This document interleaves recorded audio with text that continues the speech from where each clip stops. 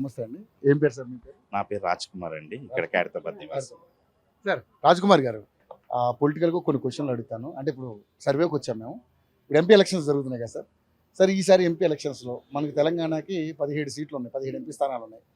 మరి 17 ఎంపీ స్థానాల్లో ఈసారి బీజేపీ నేను కైవసం చేసుకుంటానని 3 పార్టీలు కూడా వాళ్ళ యొక్క ప్రపోజల్స్ పెడతా ఉన్నాయి. సో అందరూ ఎవరి కాళ్ళు మేము గెలుస్తామని అంటారు తప్ప గెలవని ఎవరు అనరు కదా.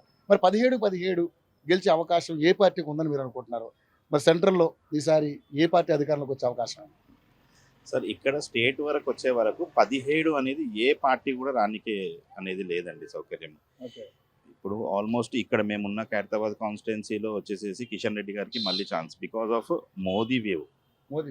కిషన్ రెడ్డి గారు ఇక్కడ ఖైరతాబాద్ కాన్స్టిట్యూషన్లో ఏం చేశారు ఏం లేదు అనేది సబ్జెక్ట్ అది కాదు. ఏదున్నా ప్రతి ఒక్క పౌరునికి కూడా బీజేపీ అంటే మోదీ, బికాజ్ మోదీ ప్రభావం అని చెప్పేసి సెంట్రల్లో కరెక్ట్ సరైన నాయకులు అనేది ఎవరు లేరు. ఇప్పుడు రాహుల్ గాంధీ అంటున్నారు, రాహుల్ గాంధీ కూడా హక్కుల సంసారం అయినా అందరినీ కూటమి చేసి ఒక స్టేట్మెంట్ కానివ్వండి. రెండోది వంశపారకంగా పాలకులు అనేది ఇంకా ఎన్ని రోజులండి స్వాతంత్రం వచ్చి కూడా. ఇప్పుడు మోదీ గారు ఉన్నారు, మోదీ గారికి మ్యారేజ్ కాలేదు, ఆయన దేశం కోసం పోట్లాడుతున్నారు. ఎవరి కోసమో మన కోసం అని కాదు, మన ప్రపంచాన్ని. దాంట్లో మొన్న కరోనా వచ్చినప్పుడు మన ఇండియా అనేది క్రైసిస్లో నుంచి తట్టుకోగలిగింది బికాజ్ ఆఫ్ కేవలం మోదీయే.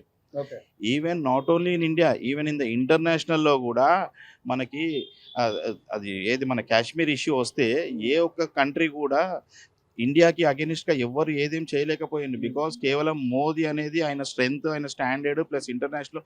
ఈవెన్ అమెరికా కానివ్వండి, ఇప్పుడు పాకిస్తాన్ పరంగా ఇమ్రాన్ ఖాన్ గారు ఎంతో నేషనల్ లెవెల్లో ఇంటర్నేషనల్ లెవెల్లో ఎన్ని ఇష్యూస్ చేసినా కానీ ఎవరు ఇండియాకి అగెనిస్ట్ మాట్లాడలేరు బికాజ్ కేవలం మోదీ అనేది ఆ ట్రిపుల్ తలాక్ అనేది రాను ఎలా అయిపోతుందంటే మనము చైనా కన్నా కూడా ఇండియా లీడ్లో వెళ్ళిపోతున్నాం. ఇంకొక 20 years అయిపోయిందంటే మనది కూడా హిందుస్థాన్ ఉండదు, అప్పుడు ముస్లిమిస్తాన్ ఉంటుంది మనది. బికాజ్ ఇప్పుడు హిందువులో వచ్చేసేసి ఒకరు ఇద్దరు అనేది ఇప్పుడు వాళ్ళకనేది అది ఆ ఎథిక్ అనేది లేకపోతే రేపు పాపులేషన్ పరంగా మనం ఎకనామిక్ పరంగా ఎక్కడ వెళ్తాం అసలు. రెండోది ఇక్కడ వచ్చేసేసి సెంట్రల్ గవర్నమెంట్ స్కీమ్స్ ఏవైతే ఉన్నాయో చాలా ఎక్సలెంట్ స్కీమ్స్. కేవలము మన కేసీఆర్ గారు కానివ్వండి, ఇక్కడ ప్రభుత్వం బీజేపీ లేనందుకు ఆ పథకాలని అనేది వీళ్ళు దాన్ని మిస్యూజ్ చేసి మేము తీసుకొచ్చామని చెప్తున్నారు. బట్ అది కేవలం అది రాంగ్. అది సెంట్రల్ గవర్నమెంట్ది ఒకసారి చూడండి, ఎన్నో మంచి స్కీమ్స్ ఉన్నాయి. ఎంటర్ప్రైజెస్ కోసం కానివ్వండి, డిజిటల్ ఇండియా. లేకపోతే ఇంతకుముందు ఉన్న కాంగ్రెస్ గవర్నమెంట్లో ప్రతి ఒక్కది కూడా బ్లాక్ మనీ, ఒక జిఎస్టీ లేదు, ఒక సర్వీస్ ట్యాక్స్ లేదు, ప్రతిదీ కూడా మ్యానిపులేటెడ్ అండ్ కరప్షన్. ఇప్పుడు మోదీ గవర్నమెంట్లో కరప్షన్ కావడం లేదని నేను అనడం లేదు, బట్ ద థింగ్ ఏంటంటే టైం విల్ టేక్. ఇప్పుడు ప్రతిదీ కూడా ఒక స్ట్రీమ్ లైన్ మీదకి రావాలంటే ఈ జనరేషన్కి కాదు, ఇదంతా కూడా నెక్స్ట్ జనరేషన్కి అనేది ఒక యూఎస్ తరంలో ఒకటి ఏది ఉన్నా కానీ ఒక క్రెడిట్ కార్డు కానీ లేకపోతే ఒక కార్డు మీద టోటల్ యాక్సెస్ అనేది వస్తుంది. ఇప్పుడు ఏమో జిఎస్టీ అని చెప్పేసి మనం ఇబ్బంది పడుతున్నాం, కానీ అది కరెక్ట్ పాలసీ. అది మనము ప్రతిదీ కూడా అన్ని ట్యాక్సులు కట్టకుండా చేయకుండా మనం అవాయిడ్ చేస్తే రేపు మన కంట్రీ ఎకనామికల్గా ఎక్కడ డెవలప్ అవుతుంది సార్. రెండోది వచ్చేసి మేజర్గా మోదీ గారు అనేది కాదు, కాంగ్రెస్ అనేది కాదు, ఈ ఫ్రీ స్కీమ్స్ అనేది తీసేయాలి సార్. ఈ ఫ్రీ స్కీమ్స్ అనేది ఎక్కడి నుంచి ఇస్తున్నారు? అప్పుడు జెన్యున్గా ట్యాక్సులు కట్టేటోడు వాడు నెక్స్ట్ ఆలోచిస్తాడు, మా ట్యాక్స్ల నుంచే ఈ స్కీమ్లు అని చెప్పేసి చదవనోనికి లేనోనికి, అంటే ఎడ్యుకేషన్ పరంగా మనకి తెలివితేటలు లేనోనికి వానికి సీట్లు వస్తున్నాయండి. చదువుకున్న యూత్ ఎక్కడ పోవాలి అంటే నా ఆలోచన, నా అభిప్రాయం అనేది రిజర్వేషన్ పెట్టండి. రిజర్వేషన్ ఉన్నోనికి మీరు కావాలంటే ఫ్రీలో చదివించండి. బట్ జాబ్స్ పరంగా కానీ ఇప్పుడు ఒక ఫెయిలియర్ క్యాండిడేట్ని తీసుకొచ్చి మీరు ఒక జాబ్ పరంగా ఒక ఉన్నత స్థాయి హోదాలో కూర్చోబెడితే వాని తెలివితేటలు ఉంటే వాడు పాస్ అవుతుండే సార్. ఇప్పుడు వాని తెలివితేటలు లేనందుకు వాడు ఫెయిల్ అయితే మీరు రిజర్వేషన్ పరంగా వాడిని తీసుకొచ్చి ముంగడగా పెడితే మన ప్రభుత్వం అనేది ఎక్కడ పోవాలి, టాలెంట్ ఉన్నోడు ఎక్కడ పోవాలి, మన టెక్నాలజీ ఎక్కడికి పోవాలి. ఇప్పుడు వానికి అంత తెలివితేటలు ఉంటే ఎప్పుడో పాస్ అయ్యేవాడు. నేను అనేది ఓకే, ఎవరన్నా గరీబోడు ఉన్నాడు, లేకపోతే దాని రిజర్వేషన్ ఉంది, ఫ్రీ ఎడ్యుకేషన్ పెట్టండి వాళ్ళకి. బట్ అడ్మిషన్ మాత్రం డెఫినెట్లీ ఆన్ మెరిట్సే ఉండాలి. అడ్మిషన్ ఇన్ ద ఎడ్యుకేషన్ కాలేజ్లో అయినా అండి, ఈవెన్ జాబ్స్లో అయినా కానీ ఎక్కడైనా కానీ. అది లేకపోతే మనం అనేది ఎంత ఏజ్ చేసినా, మోదీ గారు కాదు ఎవరు ఏజ్ చేసినా కానీ మనం అనేది ముందు పోలేము, ఇంకా అదే వెనుకబడే ఉంటాం మనం. సెంట్రల్లో వచ్చేసి 100 కాదు 200% మోదీ గారి ప్రభుత్వమే ఫామ్ చేస్తుంది.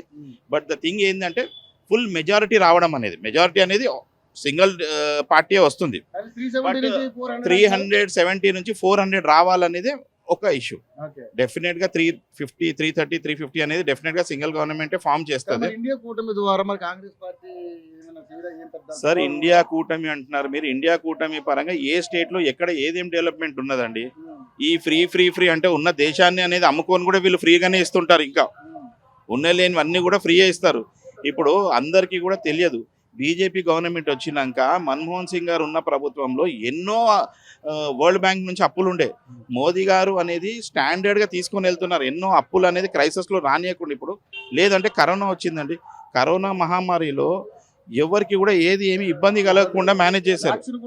ప్లస్ మన ఇండియాలోనే అనేది ప్రపంచం మొత్తంలో కూడా మన దగ్గరనే వ్యాక్సిన్ ప్రిపేర్ చేసి ఒక ఆదర్శంగా నిలబడిపోయారు. ఇప్పుడు యుఎస్ గవర్నమెంట్ కాదు, వరల్డ్ వైడ్లో ఏ కంట్రీ నిలబడాలన్నా కానీ మన ఇండియా స్టాండర్డ్లో మన మోదీ గారి హెల్ప్ ఉంటేనే, వాళ్ళ సహకారం ఉంటేనే వాళ్ళకి అక్కడ గవర్నమెంట్ ఫామ్ చేసే సిచ్యువేషన్ వస్తుంది. బికాజ్ వరల్డ్ వైడ్లో కూడా మన ఇండియన్స్ అందరు కూడా ఉన్నారు. కేవలం ఒక మోదీ ప్రపంచం మన ఎవరు గెలవాలన్నా కానీ వాళ్ళకి మన ఒక సందేశమే అనేది వాళ్ళకి ఓట్ బ్యాంక్ తీరుగా మారుతుందండి. ఈవెన్ యూఎస్లో తీసుకోండి, యూకేలో తీసుకోండి, ఎక్కడైనా తీసుకోండి. బట్ సెంట్రల్లోనైతే 100% బీజేపీ వస్తుంది.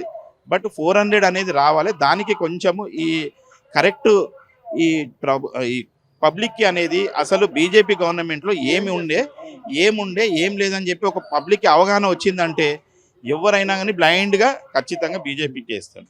బట్ థింగ్ ఏంటంటే ఇక్కడ మొన్న జరిగిన state elections different, central elections అనేది డిఫరెంట్. అంతేగాని స్టేట్ ఎలక్షన్స్లో కాంగ్రెస్ వచ్చింది, సెంట్రల్లో కాంగ్రెస్ వస్తుంది అనేది అదొక కేవలం కళ. మొన్న వచ్చింది కూడా కాంగ్రెస్ కాదు, కేవలము మన రేవంత్ రెడ్డి గారి ప్రభావము. దాంతోపాటు సోనియా గాంధీ గారు తెలంగాణకి అనేది సపోర్ట్ చేశారు, along with Sonia Gandhi. Even BJP గారు కూడా ఇప్పుడు మన స్వరాజ్ మజ్దా గారు కానివ్వండి, ప్రతి ఒక్కరు కూడా వాళ్ళు కూడా సుష్మా స్వరాజ్ కానివ్వండి, అందరు కూడా వాళ్ళు కూడా తెలంగాణ రావాలని చెప్పేసి అన్నారు. ఈవెన్ అదే విషయం కేసీఆర్ కూడా ఓపెన్గా వెళ్ళేసేసి సోనియమ్మ పుణ్యాన్ని వచ్చింది అని చెప్పి ఒప్పుకొని కేవలమైన రాజకీయ లబ్ధి కోసము, ఆయన ఫ్యామిలీ లబ్ధి కోసమే ఆయన యూటర్న్ తీసుకొని అందరినీ ఈ తెలంగాణ పౌరులని, తెలంగాణ కోసం ఉద్యమకారులని అందరినీ కూడా తొక్కేసి అంచేసి కేవలం వాళ్ళ ఫ్యామిలీ బాగుపడడానికనే వాళ్ళు చేశారు. కానీ దానికి అగెనిస్ట్గా రేవంత్ రెడ్డి గారు వచ్చారు. రేవంత్ రెడ్డి గారు కూడా చెయ్యాలి అంటే ఖచ్చితంగా ఆయనకు కూడా సెంట్రల్ నుంచి సపోర్ట్ ఉండాలి. ఇప్పుడు నిన్న ఒకటి మీటింగ్ అయ్యింది, రేవంత్ రెడ్డి గారు ఎక్సలెంట్గా ఆయన మోదీ గారిని పాజిటివ్గా తీసుకొనే వెళ్ళారు. ఇప్పుడు అక్కడ నువ్వు నేను బీజేపీ కాంగ్రెస్ కొట్లాడడం కాదు, ఇక్కడ ప్రజలకి రాష్ట్రం ఎట్లా బాగుపడాలి, రాష్ట్రానికి ఎలా తీసుకురావాలి, సెంట్రల్ నుంచి వచ్చే ఫండ్స్ ఎలా స్కీమ్స్ కానీ లేకపోతే నీళ్లు నియామకాలు ఇవన్నీ కూడా ఎలా తీసుకురావాలి అనేది కోఆపరేటివ్గా వెళ్ళాలి అనేసి ఉన్నది. ప్రస్తుతానికైతే ఇప్పుడు రేవంత్ రెడ్డి గారు కూడా పాజిటివ్ వేవ్లోనే తీసుకొని వెళ్తున్నారు. బట్ ఎంత పాజిటివ్ వేవ్లో తీసుకొని వెళ్ళినా సెంట్రల్లో మాత్రం బీజేపీ అండి ఖచ్చితంగా. మరి ఇప్పుడు ఈ సికింద్రాబాద్ కాన్స్టిట్యున్సీకి సంబంధించి మరి మొత్తం టోటల్గా మనకి తెలంగాణ రాష్ట్రంలో 17 సీట్లు ఉన్నాయి సార్. మరి ఏంటి ఎన్ని సీట్లు సికింద్రాబాద్ కాన్స్టిట్యున్సీ ఎట్లా ఉండదు? సికింద్రాబాద్ కాన్స్టిట్యున్సీ అనేది నో డౌట్ అండి, డెఫినెట్గా కిషన్ రెడ్డి గారు వస్తారు. బికాజ్ కరెక్ట్ సరైన క్యాండిడేట్ ఇంకా ఎవరు అనేది కాంగ్రెస్ నుంచి కానివ్వండి, టీఆర్ఎస్ నుంచి కానివ్వండి, ఎవరు డిక్లేర్ అవుతారు అనేది. దాంతోపాటు కిషన్ రెడ్డి గారు ఇక్కడ ఎంపీ అయ్యాక పెద్దగా ఏం డెవలప్మెంట్ చేసాను అనేది అయితే అంటే ఓపెన్గా నేను మాట్లాడుతున్నాను. నేను బీజేపీ ఫేవర్ కాదు, కాంగ్రెస్ కాదు, టీఆర్ఎస్ కాదు, నేను జనరల్ యాజ్ ఎ సిటిజన్గా చెప్తున్నాను. ఎప్పుడు కూడా ఆయన వచ్చి ఏ కాన్స్టిట్యున్సీలో కూడా ఏం చేసింది అనేది అయితే మాకేం అవపడలేదు. ఇంకేంటంటే జనరల్గా ఒక ఎంపీ పరంగా వచ్చారేమో చేశారేమో, బట్ ఇక్కడ మా లోకల్ సెంట్రల్ పరంగా చాలా రకాల స్కీములు పెట్టి ఎన్నో వందల కోట్లు తీసుకొచ్చిన ఉన్నాయి, అవి దాఖలాలు ఉన్నాయి. బట్ అవి వచ్చేసేసి ఎంతమందికి లబ్ధి అయింది. ఇప్పుడు టీఆర్ఎస్ గవర్నమెంట్ వచ్చేసి సెంట్రల్ గవర్నమెంట్ పేరు చెప్పుకోదు, అవే స్కీమ్స్ నేను స్టేట్ గవర్నమెంట్ ఇస్తున్నా అని చెప్పేసి వాళ్ళు ప్రొపగండా చేస్తున్నారు. బట్ పబ్లిక్కి మళ్ళీ అది కరెక్ట్గా అర్థం చేయించేది అనేది బీజేపీ అనేది ఆ స్ట్రాటజీలో ఫెయిల్ అవుతుంది. అది కరెక్ట్గా స్ట్రాటజీ అనేది అసలు స్కీమ్ ఎందుకు వచ్చింది, ఎక్కడి నుంచి వచ్చింది, ఈ స్టేట్ గవర్నమెంట్ అనేది ఆ ఫండ్స్ని ఎట్లా యూజ్ చేసి పబ్లిక్కి అనేది వాళ్ళ పరంగా ఇచ్చినాము అని చెప్పేసి దాన్ని కరెక్ట్ గైడ్ చేసి ఉంటే పబ్లిక్కి కూడా అవగాహన వస్తుంది. ఆహా, ఇది స్టేట్ గవర్నమెంట్ టీఆర్ఎస్ ఇచ్చింది కాదు, కాంగ్రెస్ ఇచ్చింది కాదు, ఇది సెంట్రల్ ఫండ్స్, మోదీ గారి ఫండ్స్ అవి వీళ్ళు మనకి మిస్గైడ్ చేసి వీళ్ళ పేరు చెప్పుకుంటారని తీసుకొస్తే 400 ఖచ్చితంగా దాటుతాయండి. 100% 400 ఖచ్చితంగా దాటుతాయి. 17కి ఎన్ని వస్తాయి అనుకుంటున్నారు BJP? ఈ 17లో 6 నుంచి 7 అనేసి బీజేపీకి అనుకుంటున్నాం సార్. ఎందుకంటే మా లెక్క ప్రకారం అయితే ఒక 6 నుంచి 7 అనేది బీజేపీ వచ్చే ఛాన్సెస్ ఉన్నాయి. దాంతోపాటు సెకండ్ ప్లేస్లో వచ్చేసి కాంగ్రెస్ ఉంటుంది. బికాజ్ ఎందుకంటే స్టేట్లో ఆయన ఉన్నాడు, రేవంత్ రెడ్డి కూడా ఉన్నాడు. ఇప్పుడు కొత్తగా గవర్నమెంట్ ఫామ్ చేసింది. అయినా కూడా ఇప్పుడు జస్ట్ న్యూలీ బర్త్ లాగా ఆయన అన్ని కూడా కొంచెం పాజిటివ్గా ఆయన మాట్లాడే విధానం కానివ్వండి, ఎవరికి కాంట్రవర్షన్ పోకుండా పాజిటివ్గా వెళ్తున్నాడు. కాబట్టి సెకండ్ ప్లేస్ అనేది కాంగ్రెస్, లేదంటే ఫస్ట్ ప్లేస్ కాంగ్రెస్ వచ్చి సెకండ్ ప్లేస్ బీజేపీ వచ్చినా దానికి చింతించాల్సిన అవసరం లేదు. అట్లని చెప్పేసి ఇక్కడ సెకండ్ ప్లేస్ బీజేపీ ఉందని చెప్పి సెంట్రల్లో మనం నెగటివ్ తీసుకోనికే లేదు. సెంట్రల్లో మాత్రం డెఫినెట్గా 100% అనేది బీజేపీ అండి. అక్కడ మోడీ, ఇక్కడ కిషన్ రెడ్డి పక్కా 100%. అక్కడ మోదీ, ఇక్కడ కిషన్ రెడ్డి. ఇక్కడ కిషన్ రెడ్డి కేవలం బికాజ్ ఆఫ్ మోదీయే. ఆయన పర్సనల్ ర్యాపో 50% ఉన్న 50% అనేది మోదీ వేవ్ అండి. వ్యక్తిగతంగా ఈజ్ వెరీ గుడ్ అండి. ఆయన అంటే ఎలా అంటే ఆ మనిషి అనేది చాలా పాజిటివ్ వేవ్తోని అందరికీ కూడా హెల్ప్ చేయాలని ఇంటెన్షన్. బట్ ఇక్కడ మన జనము వచ్చేసేసి వాయిస్ లేకపోతే ఆయనని వేరే విధంగా వస్తుంది. ఇప్పుడు ఎగ్జాంపుల్ వచ్చేసి మనకి బండి సంజయ్ గారు ఉన్నారు. బండి సంజయ్ గారి వాయిస్ అనేది మళ్ళీ కిషన్ రెడ్డి గారికి రాదు. ఏ రాజకీయ నాయకులు ఎవరి వాళ్ళ స్ట్రాటజీ వాళ్ళకు ఉంటుంది, ఎవరి స్టైల్ ఎవరి తీరు. ఇప్పుడు మనకి ఈయన ఉన్న ప్రతి ఒక్కరిది కూడా ఎవరి స్టైల్ వాళ్ళకి అనేది ఉంటుంది సార్.